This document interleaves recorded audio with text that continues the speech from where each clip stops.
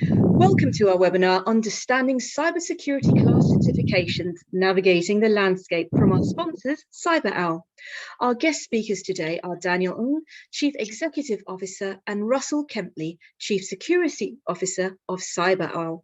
If you have any questions for them, please leave them in the Q&A box on your screen for answering after the presentation. We also invite all our viewers to take part in the poll, which will be held during the presentation. Here is our host, Carl Jeffrey from Digital Ship, to explain more. Well, thanks. So the webinar today is a guide for shipping company IT managers about new classification societies rules on cybersecurity. So we're going to look in particular at the upcoming UR E26 and E27 rules. These are standards that all new ships will need to comply with if they're contracted to be built after January the 1st, 2024. And perhaps insurers are going to ask for a broader compliance. E26 is about the vessel overall, so that's all the operational technology, including propulsion, steering, and navigation.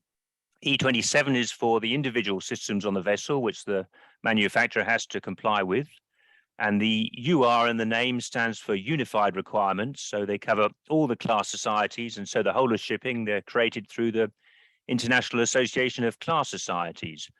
Now, if you're from a shipping company IT department, you're probably not going to be responsible directly for compliance because that's with the equipment manufacturers and the shipbuilders who put all the equipment together, but you might find yourself maintaining systems or monitoring compliance or responding to any incidents. And we're also going to talk today about the basics of what class societies do and what type approval means, because this is going to be very familiar to maritime technical operations people, but for IT people, it might be something you're not that familiar with. So we've got two speakers today, both from Cyberowl, which is a maritime and critical infrastructure cybersecurity consultancy and a managed cyber service provider and technology company based here in London. We're going to hear from Daniel Ng, CEO, and Russell Kempley, Chief Security Officer. Daniel has got a background in consulting. He's normally based in London, but he's joining us today from Dubai. And Russell has a background in cybersecurity. He's a former head of cyber technical services with BAE Systems, where he established BAE Systems Cyber Incident Response Team. So Daniel is going to present first with a primer on classification societies and their role in cybersecurity and shipping. And Russell is going to give us a deeper look on E26 and E27. If you've got questions, you can type them in the Q&A box at any time. The speakers can answer by typing, but we're probably going to leave the Q&A to the end, and the presentation part will be about 25 minutes long, so there should be plenty of time for questions. So I'd like to invite Daniel to start the talk. Thank you very much, Carl. If we share the slides, we can get started. Hello, everybody. Good morning, good afternoon, good evening, wherever you are.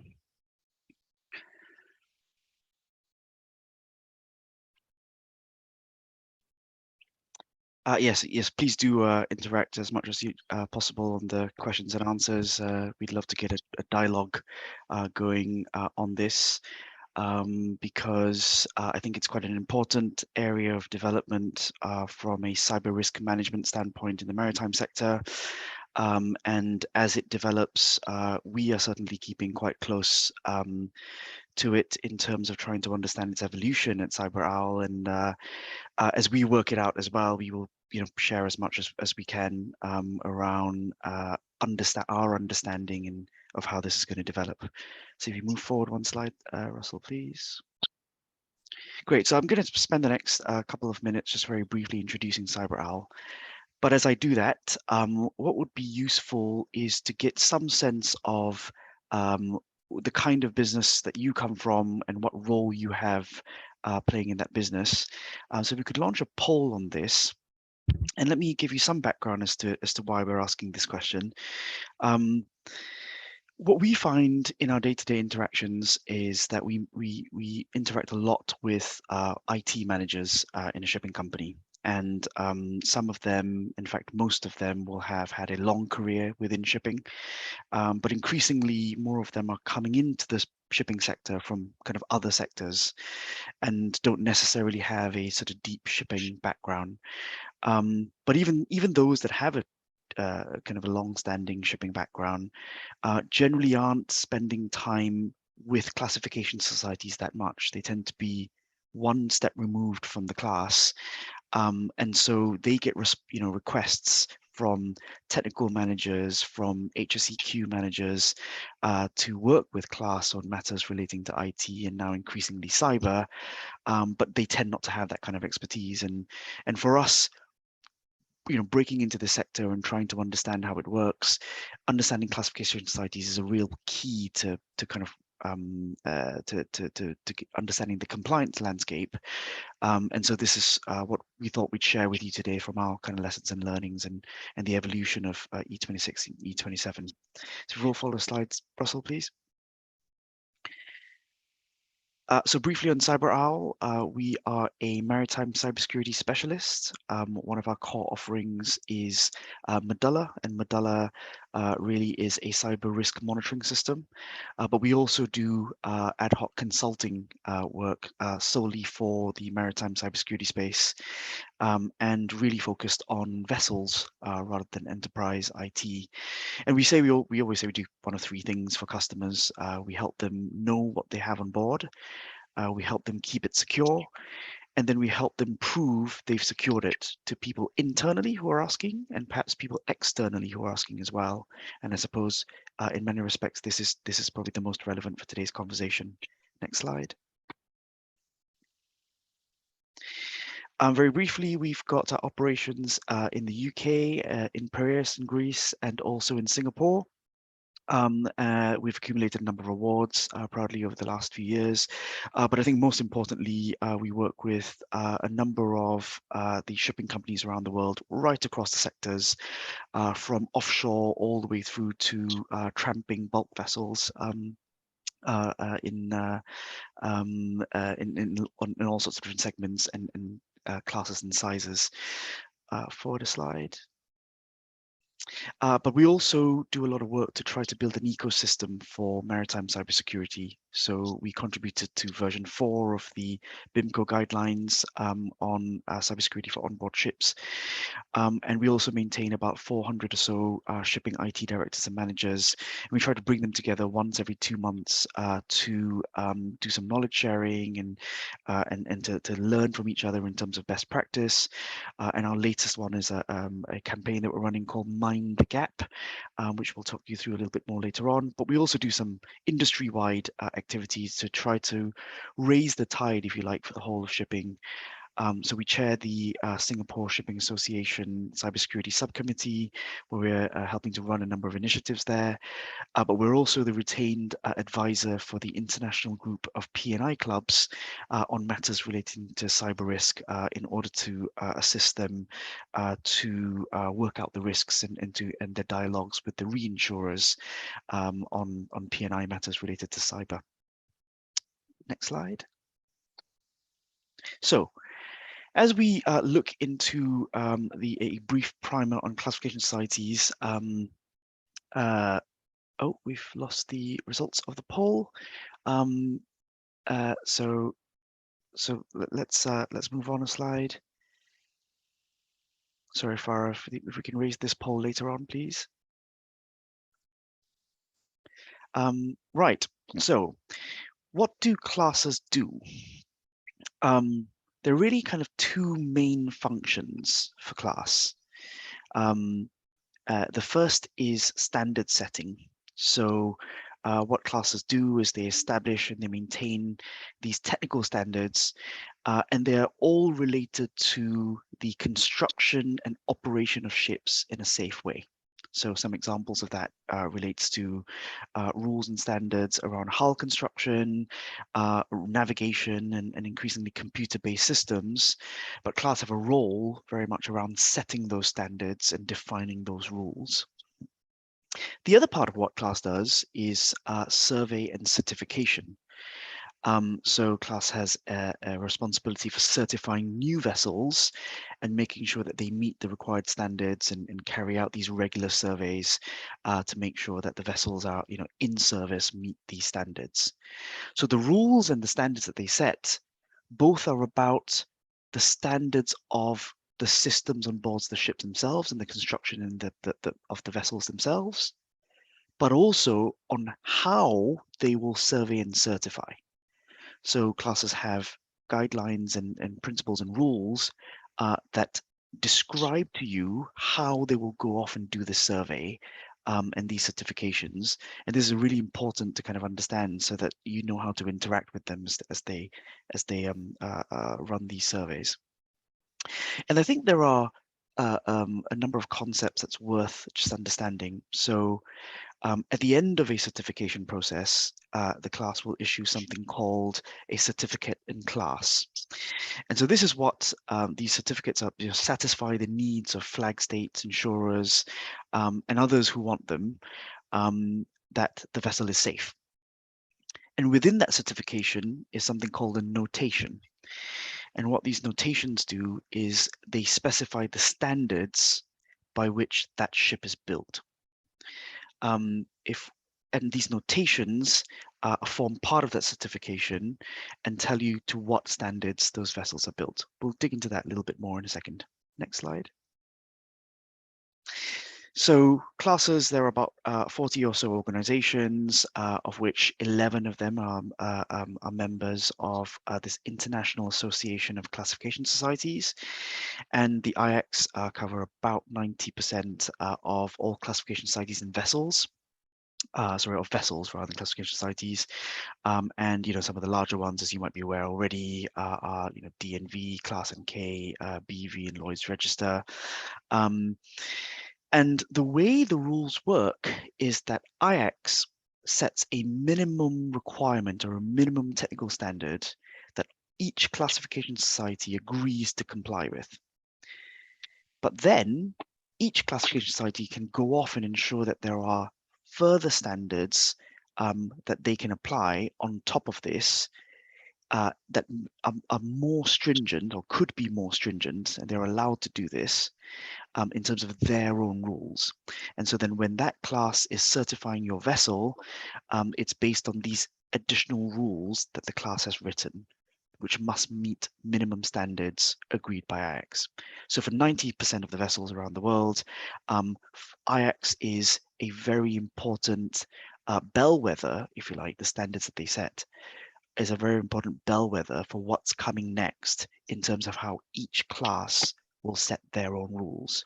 And as we look at E26 and E27 later on, that's why looking at the IX unified requirements is a really important sort of bellwether of what's to come.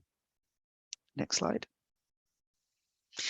So I always conceptualize certifications, notations, and type approvals in this form. The diagram suggests it's a little bit of a subset of each other, which is not technically accurate, but it just helps understand the hierarchy of these things. So a certificate in class is effectively an attestation that that vessel complies with the rules. Within that certification, there will be notations, so standards to which this ship is built. And so, for example, a vessel might be notated up to an ice class, for example. That means she is able to sail in sort of icy waters, and she's certified for that particular notation. And there are cyber notations now that are launched by certain classes. And if that forms part of your certification, that notation will be something that is called out on the certificate in class as one of the things that is notated. There is then this other concept called type approvals. And I think this causes some confusion to people sometimes. So the type approval is really nothing to do with the ship owner themselves. The type approval is generally applied by an original equipment manufacturer, an OEM, for the products that they manufacture. So they will apply for it. They will get a type approval based on the category of product that they manufacture. And when they get the type approval for that, that type approval and the conditions by which that equipment has been approved will form a certificate, if you like, a type approval for that piece of equipment. And the way it works then is shipyards will say, they'll choose approved products to simplify the certification process. And type approval is not mandatory. It is simply designed as a way to simplify certification. It's not required that every piece of equipment aboard your vessel is type approved. It can be done at a whole vessel level. The certification can be done at a whole vessel level. But of course, the more type-to-proof systems you have on board the vessel, the faster it is for that shipyard to work with class to get the vessel certified. The other thing worth being aware of is that there are very, very few type approvals for cybersecurity products. In fact, we're only aware of one of them that's been developed by DNV. So there are a few type approvals for navigation systems that many classes have developed to make sure that those navigation systems are cyber secure. Again, not mandatory. However, there is only one type approval that we're aware of for a cybersecurity product itself. So it's very important to be very clear about this distinction. You're able to get an active system, for example, that is type approved for cybersecurity, but you're not really able to get a product that is type approved that delivers cybersecurity. Some fundamental difference. Good. Let's move forward a slide. So I'll hand over to Russell at this stage to dig deeper into the IX standards for cybersecurity, and in particular, this is UR E26 and E27. Thanks very much, Dan. I think we were able to relaunch that that poll that flashed up earlier. If we can, this would be the point to do it. Interested to know how much the audience today have already engaged with classification societies around cybersecurity in particular. So Dan's now explained the background to who these organisations are. So we're clear on who we're talking about. But have you actually spoken to them yet about cybersecurity? So we'll leave that poll running just as I start the next few slides. So the IX standards that apply here that Dan has mentioned are titled E26 and E27, these both are the kind of the unified baseline requirements that are now agreed by the IX group that will be now picked up and applied by the individual class society members and probably by many others as well.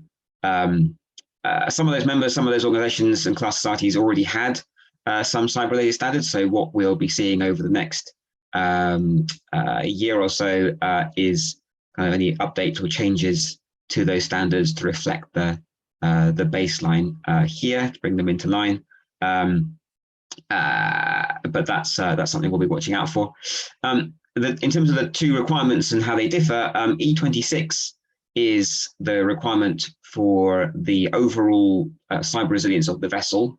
And so based on what Dan's just been explaining, this effectively are going to be the requirements for the certification of the vessel. So if you're going to attempt to have a cyber secure vessel with a notation around that, these are the rules that we'll need to pass. And the suggestion from IX is that this is going to become mandatory for all new vessels. Again, I think there's some clarity around that we'll see emerge, but that's the intention.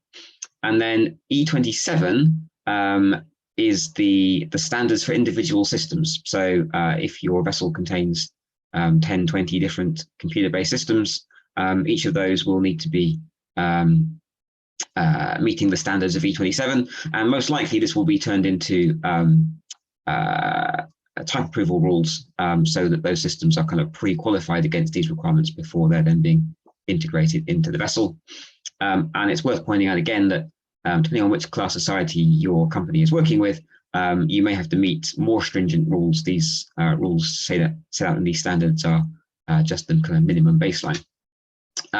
These standards came out in April this year, so they're relatively new, and hence, we do expect to see some more progress as these are adopted by class societies over the next months.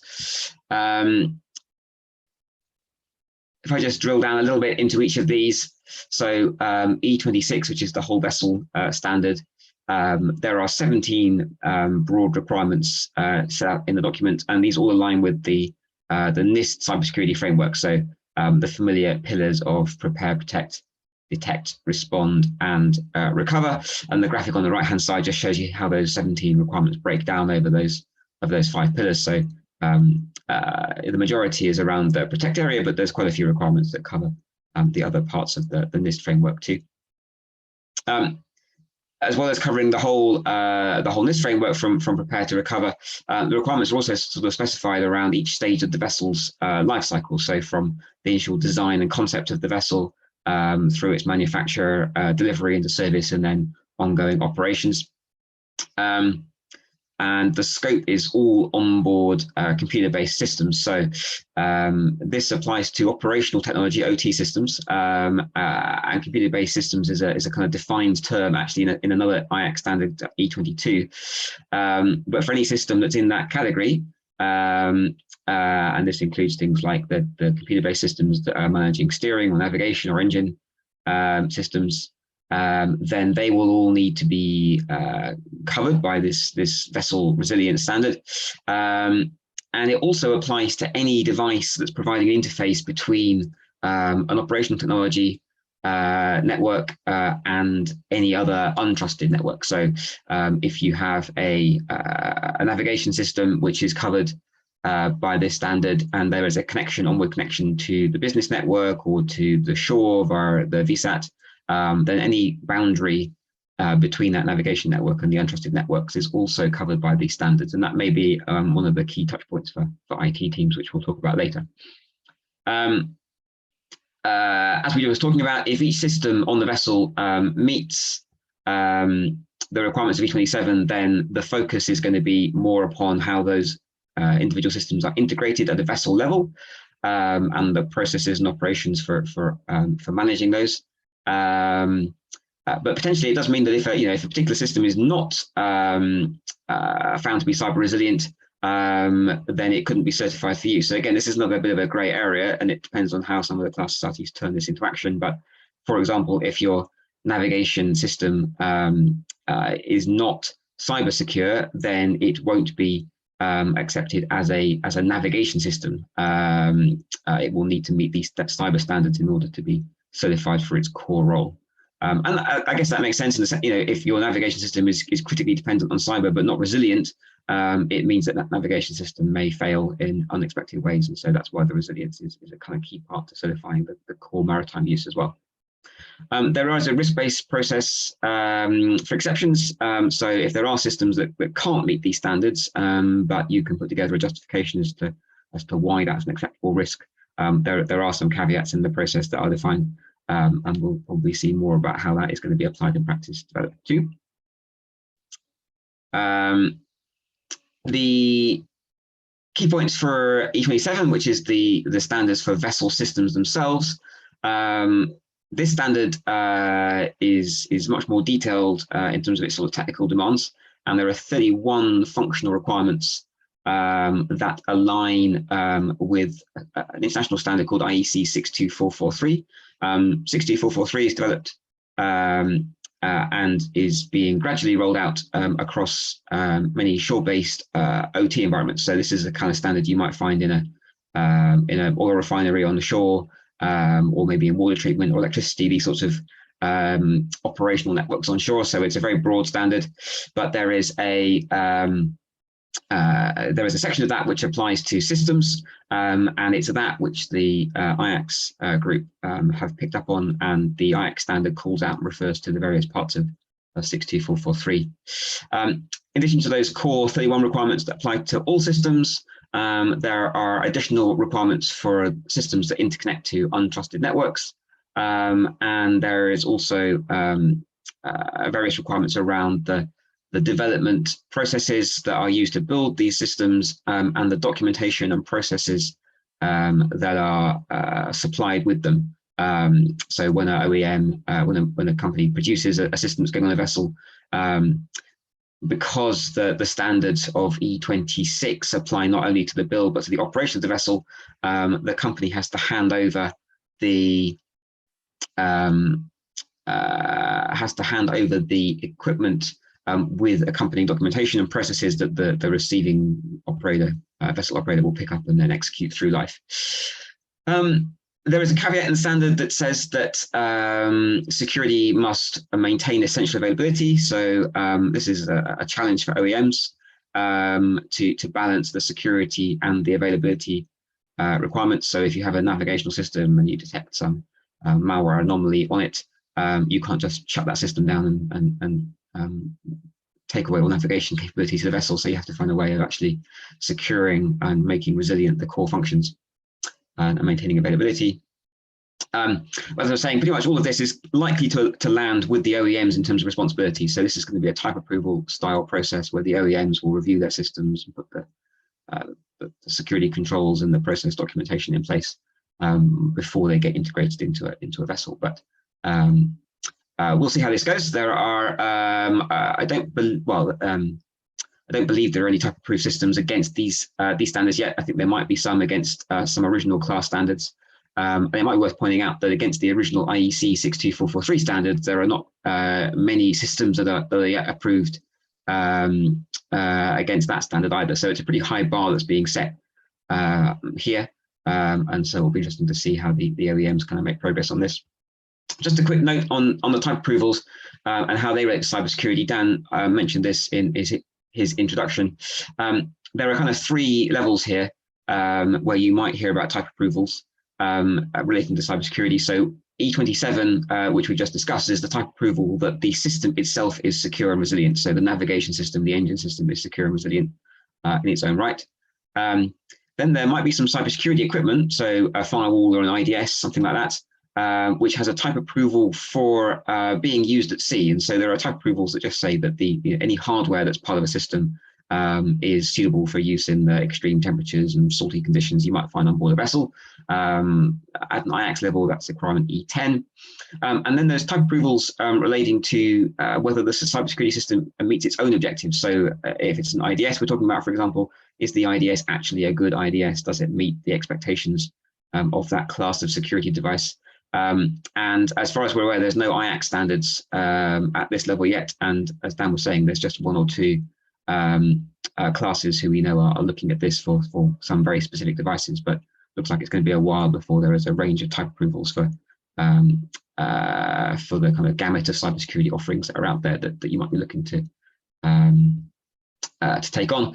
But that's fine, because as we were explaining earlier, type approvals are not necessary, and if you can demonstrate that the cybersecurity controls you're putting in place are helping you achieve the overall vessel resilience, then they're still playing an important part of that. We put a poll up at the beginning of this section just asking about how you've engaged with class societies around cybersecurity. So maybe we'll just pause and display those results if we can. There are 2 people in our audience who have confirmed cyber type approvals for onboard systems already. Hopefully we're not contradicting anything that you've learned through that process, and maybe in another forum it would be great for you to be sharing your experiences and operating how that's worked for you.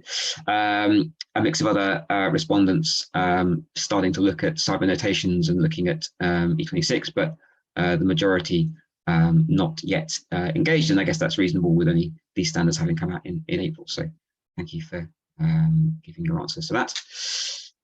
I'm just going to move on to our final section, which is about how these standards are going to apply in practice and how they're going to affect IT teams. Sorry, there's just 1 more slide on the previous section. This is a dive into monitoring as an example. So I'm looking at both E26 and E27 here, and looking at how they are going to be applied in practice around the area, such as monitoring. So starting at the vessel level, E26 has 2 requirements mapped to the detect area of the NIST framework, and one of those relates to network operation monitoring. And so if we look in the network operation monitoring area, there are 4 technical requirements that are defined that the vessel must meet, and this relates to monitoring and protection for things like excessive traffic, unexpected network connections, recording of device management activity. So if you reconfigure a device or take admin actions on a device, that needs to be logged and monitored. And alongside the technical requirements, there are also documentation and process requirements. So you must have a process for how you're going to monitor those networks. So who is going to do it? What skills are they required to have? How often are they going to do it? What are they going to do if they see something? There must also be procedures for how those functions are going to be tested to make sure that they're working correctly, and also for training drills associated with them. So those are your vessel level requirements. And then each system on board has to meet the requirements of E27. And there are 3 requirements here that apply to monitoring. Each system is going to be required to generate auditable events. So if you're a navigation system, you must generate audit records relevant to security. And you must provide access to those audit logs for humans and tools. And if you're a boundary device sitting between the OT system and an untrusted network, then there should be monitoring of connections to and from those two. And so this doesn't line up perfectly with the overall vessel requirements, but I've shown some dotted arrows on the slide here to show that if systems are meeting these individual requirements at the system level, then you can start to see how that's going to help you meet the overall vessel resiliency requirements. So the fact that these systems must start to generate audit logs and make them available is going to help you with overall monitoring of things like device management activities, and the requirements on boundary devices are going to help you with looking at that audit of connections between the OT systems and any untrusted devices or networks. So that's how it all starts to slot together. And I suspect we'll start to see a lot more guidance around how this is expected to work in practice. How soon do you have to worry about this? The rules published by IACS say that all new buildings contracted after 1st of January 2024 will be covered. So that's the official deadline, and I guess those vessels are going to take maybe 6-12 months or longer to build and get into service. So in practice, that's more like 2025 for when these vessels are going to start running. But there's a lot of demand in the industry for standards around cybersecurity, so that, for instance, insurers can get comfortable that vessels are able to operate safely. And so these standards may start to get adopted in various frameworks or audit frameworks sooner than 2024, at least elements of them. And so you might have to start worrying about them a little sooner than that.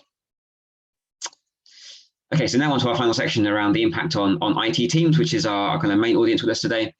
And the short answer, but there are many more slides because it's actually a rather longer answer, is that these rules shouldn't really affect IT teams in their current scope of looking after the kind of IT business networks on board vessels. The rules apply to the operational technology, and specifically, quote here from the standard, this is systems that are controlling and managing physical processes on board that could be vulnerable to cyber incidents, and if compromised, lead to dangerous situations for the human safety or safety of the vessel. And so your business network probably shouldn't be in a situation where if it fails or is affected by a cyber attack, that you have any direct safety implications. Some of our customers that we work with do sometimes have OT systems that aren't connected to the business network, and there could be some concerns there. But these systems, these standards are not necessarily being applied retroactively. So, new vessels coming out through the yard should be built in a way that means the business network is not directly affected by these standards. There are obviously potential interconnections between OT systems and the VSAT stack, or between the business network. And those interconnection points would be covered, as we said, but not necessarily the kind of the core business systems. So given that, why are you here? Or more to the point, can you just now comfortably ignore this, having had this briefing? Well, I think there's a couple of areas where it's going to get more complicated for IT teams. And so that's why I want to spend the next few minutes just focusing on. And I've highlighted this a few times as we've gone through the previous slides, but I'm expecting that we will see in practice that many of these onboard systems that are delivered to these new standards are going to come with a whole bunch of cyber procedures, cyber operational procedures that the operating company will need to pick up. So if you have a cyber resilient navigation system or engine system, and the OEM says that you must be applying patches to that on a quarterly basis, or if it's generating auditable log data and the OEM says you should review those logs, to look for any signs of anomaly, then someone in the operating company is going to have to carry out those maintenance tasks or carry out those monitoring tasks. And I've got a few of the kinds of things that might crop up on this slide. So that also covers into areas of response. So if the system's provided with a response playbook, someone's going to have to execute those and keep the overall cyber controls of the vessel up to date with threats and so on. So there's a whole bunch of things that these systems are going to be delivered with, and those operational procedures are going to sit somewhere. So they might sit outsourced with the OEMs, possibly. They could sit with technical teams, but I suspect because of the requirement for there to be skilled operators and operators who are familiar with cybersecurity, most of those skills in shipping companies are going to be found within IT teams, and so there is a reasonably good chance, I feel, that some IT teams are going to be drawn into this. If you're currently running a SOC, for example, a monitoring center that's looking at log data from the shore enterprise and from business networks on board vessels, it might make natural sense to start feeding the OT monitoring data into that SOC, so that you can get a kind of universal picture of cyber activity covering all the various different parts of the network. So that's that I think is the kind of the one area here that I want to highlight for IT teams to start thinking about. Given this is not until 2024 or beyond, why should you be thinking about it now and engaging now? Well, if there is a chance that you are going to pick up some responsibility for OT security controls and the ongoing management of those, then there is a risk, I think, that you will end up with quite a heterogeneous set of systems. So let's say you have 10 vessels delivered with 20 different OEMs, and each of those OEMs provides a different way to access monitoring log data, or has 15 different procedures for managing and applying updates. All of that's going to create a really big, complex mass of procedures you're going to have to keep up with. And so the suggestion I'm making here is that you need to get on the front foot by thinking, actually, okay, if I'm going to be responsible for managing all of those different procedures and operations across the fleet, what standards and requirements can I put in place as the function responsible for that, to say, okay, any new vessel will need to meet these requirements that our business has for making sure that all of those security integrations can take place easily and be manageable through the operational life of the vessel. So that means things like getting involved in those conversations with shipyards early, defining a fleet security program that can be used to generate those requirements. So, how do you want the log data to be delivered to your SOC? And then if you're going to go to the effort of standardizing all of your new builds, perhaps you also should be looking at a roadmap for standardizing, updating existing vessels and bringing them in line as well over the same period. Is it going to be easy? It's not going to be super easy, but it will be easier if you start earlier. And I guess the whole point of this is that cyber resilience, although it does take quite a lot of effort to put in place, will pay back over time with fewer emergencies, fewer incidents, fewer unexpected changes, and vessel operational issues through maintaining the resilience of these cyber-based systems. So it will take some effort, but hopefully it will be making the life of shipping companies easier in the long run. There's a couple of things that I suggest that you watch out for over the next year as things develop. One is obviously to understand which specific class societies your business works with, and understand how they're adopting the IACS rules and the kind of defined detail around the certification process they're going to be expecting you to follow, and also watching out for the OEMs. As we said, the bar that's been set through the E27 standards for type approval of OEM systems look like a pretty high bar. So it'll be interesting to see how those are adopted, and whether there's any, if the companies are not able to get those type approvals in place, how you're going to achieve the vessel level resilience through applying those E27 standards kind of directly across all the systems. And that, I think, was all we had to go through today. I can see we've got some questions coming in. We'll get to that in just a moment. Just while we do, I'm going to launch a final poll, which is just to understand, based on what you've heard, your areas of concern or your priority next steps, just to understand what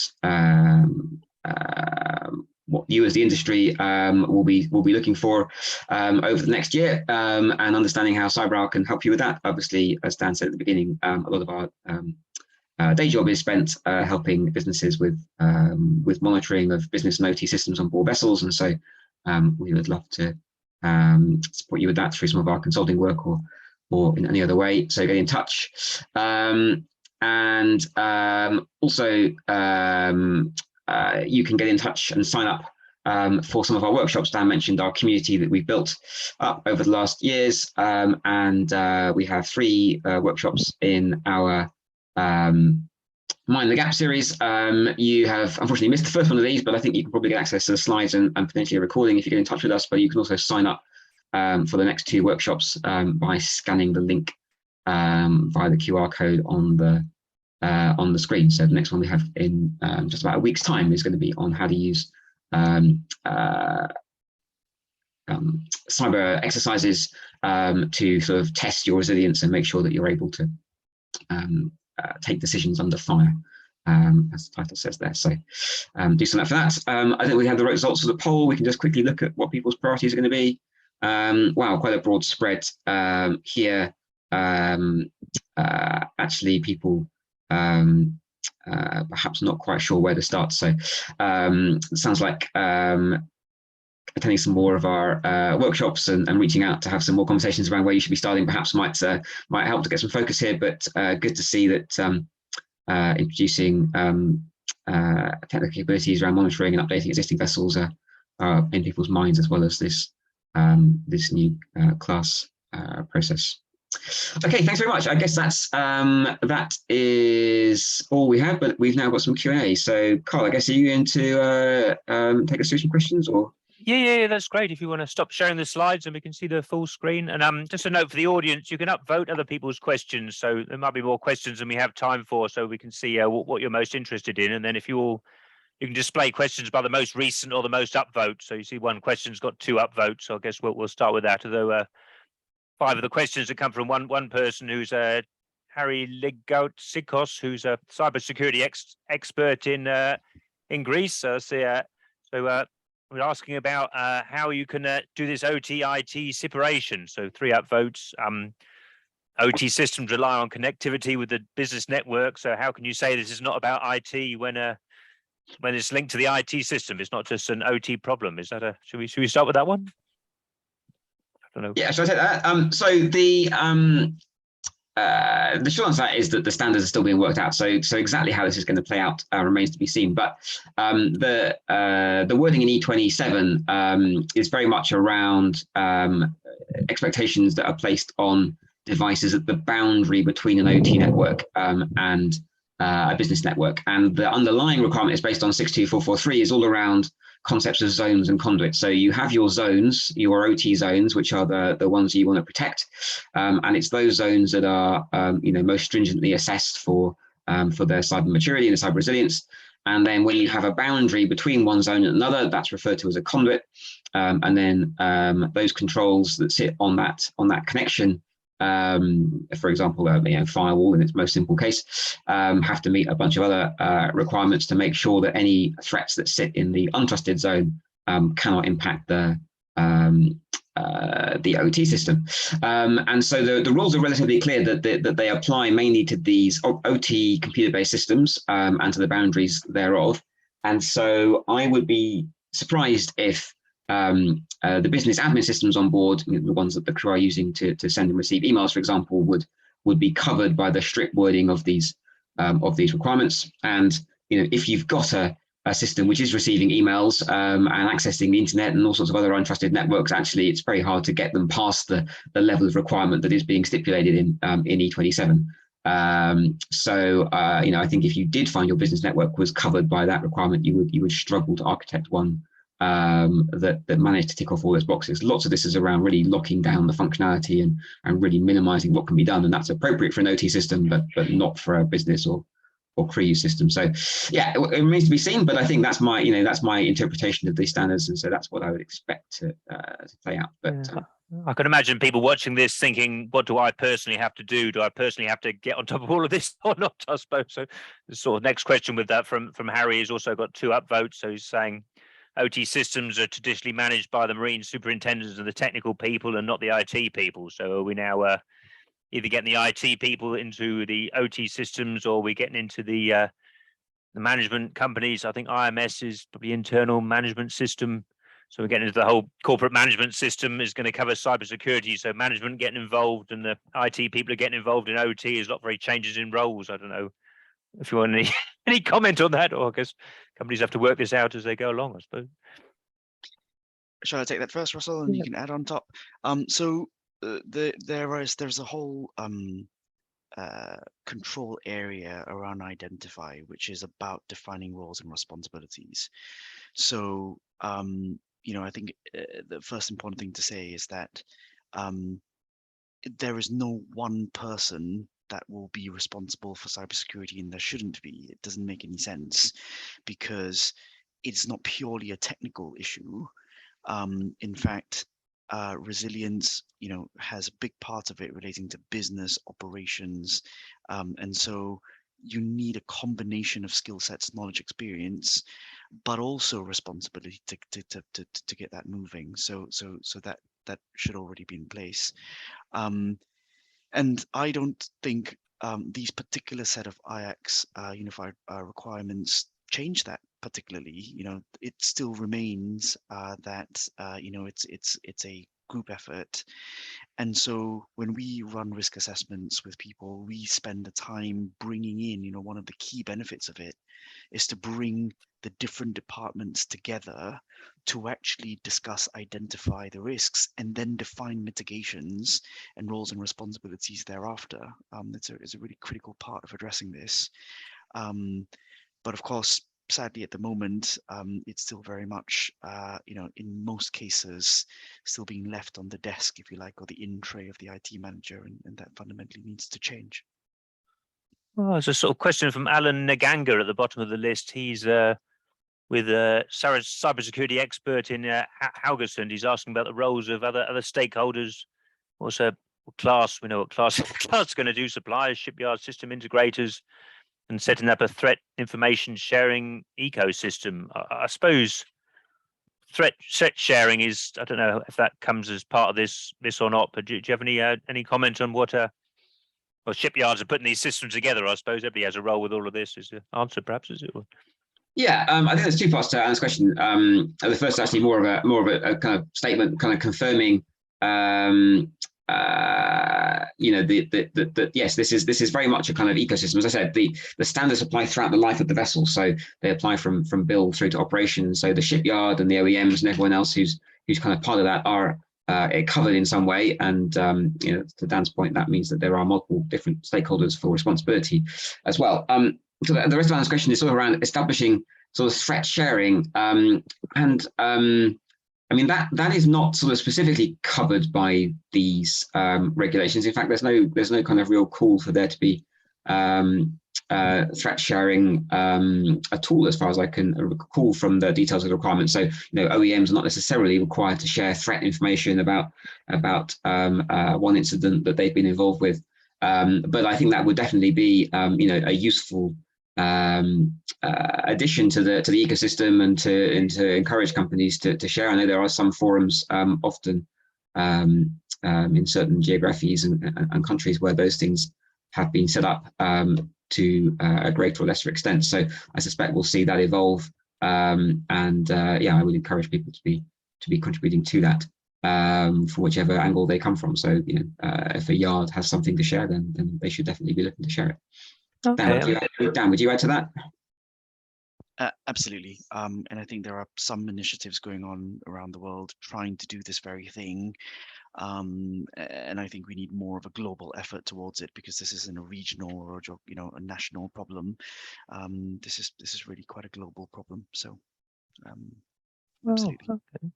Just to take questions from different people. So if we look at Panagiotis Anastasiou, so he had a question which I didn't understand, but you said you did, Daniel, about a TAC example. How accurate is the TAC example you presented? And he's also asking about, made a comment about maintenance is generally done by the shore IT department with any action from crew on board. I suppose that means maintenance of the shipboard cybersecurity systems. But do you have any comments on those, Daniel? Yeah, so it was about that sort of first question, and thanks for raising that, Panagiotis. So I think it's really important to get this clear. I think that the gist of the question is, can I get systems that are notated for cybersecurity? And I just want to make sure I get this right and clear, because I think it's a really important one to understand. The way the type approvals work at the moment, as far as we can see and as far as we're aware, and we do monitor this quite heavily because we keep trying to work out whether it makes sense for us to type approve our product or not. And it's not that simple an answer, but the way it currently works is that you can type approve a system for that system itself being secure. So that system should have a high level of assurance against being compromised if it is type approved. There is a different kind of concept that type approval can go down, which is, can that cybersecurity product perform a function? So if it says that it will secure X by doing Y, does it perform that function? And it's in that area at the moment that it's still very much in development. So we're aware of, one or two type approvals at the moment that allow you to say, this cybersecurity product performs a blocking function, an intrusion detection system function, for example.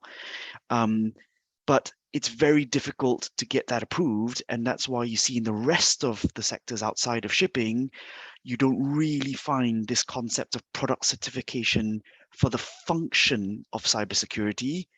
You often get certification for a product, any product, navigation, engine management, whatever it may be, that itself is secure, because it's a very difficult thing to do. What you often get is, this is best in class, this is top quadrant, but it doesn't necessarily say this performs that function, and it performs that function 100%.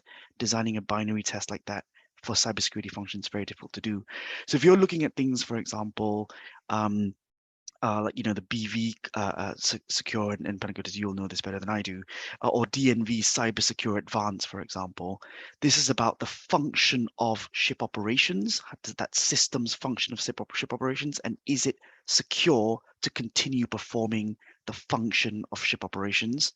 Not about whether it performs the right cybersecurity function.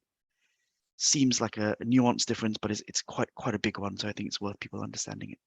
Yeah, it's incredibly difficult. I mean, people have to think like lawyers now, I suppose, not an IT department, but I suppose this is where we're going. So we've got about 7 minutes left, and we've got three questions on the board. So Harry is asking, I think these questions came up before you sort of answered it in your slide, but he's asking about existing vessels for these regulations, and also asking about the timescale for bringing it in. And then Anton Karelski, who's a cybersecurity consultant in Rotterdam, is inviting you to share your own proposals, which you were kind enough not to do. But if you'd like to, what is Cyberowl actually offering to help? So do you want to maybe take those in the last 5 minutes?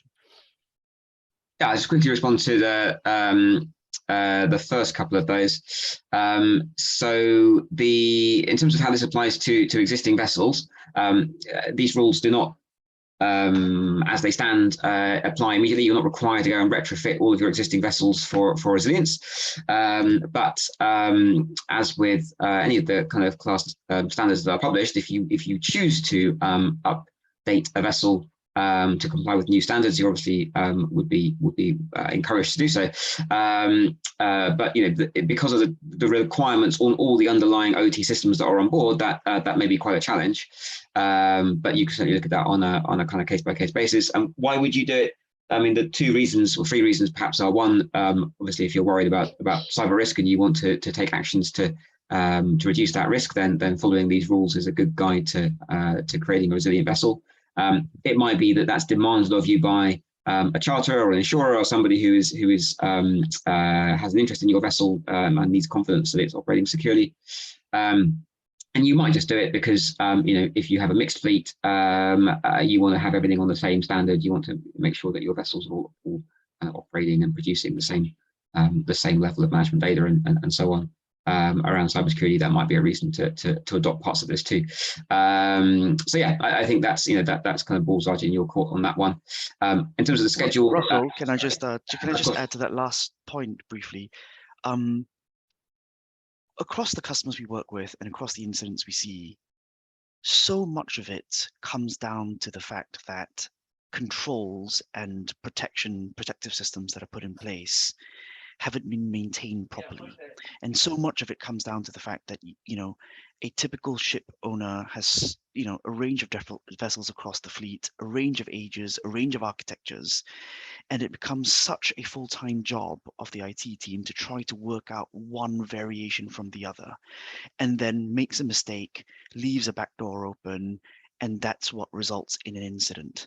So those that we see that have better control, if you like, over their fleet tend to have, pursued a concept of standardization across those controls.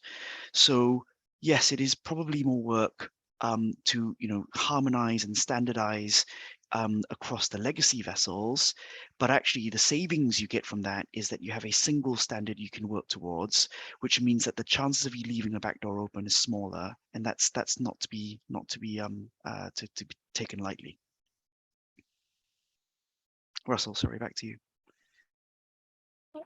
Yeah, do you want to talk about the Cyberowl proposal in the last couple of minutes? There's a very complicated question from Anton coming here about what happens if ECDIS is cyber secure for one version of Windows and you've got a compliance level for another one. That's probably quite a long question, I guess. I don't suppose there's an easy answer to that one, but maybe if you want to go for the Cyberowl proposal, do you want to cover that? So the first thing to say is that sort of complying with E26 and E27 isn't really a thing yet, because the classes then need to embody that into their own rules.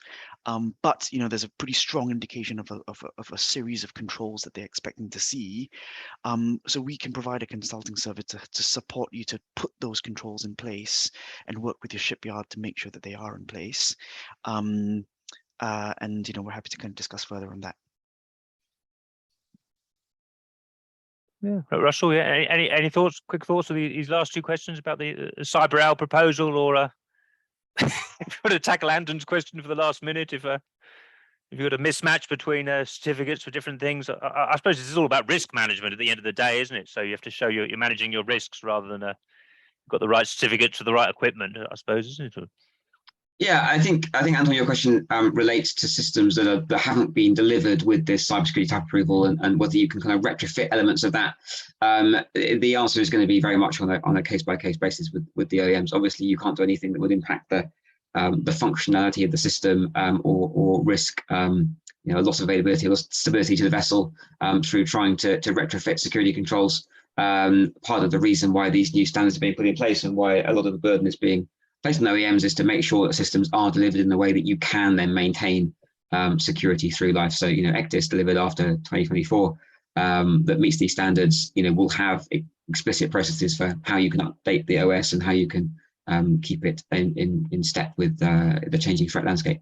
For existing systems, it's much more complicated. But if you have specific questions about your vessels, please reach out to us offline, and we can certainly follow up and try and help you with that.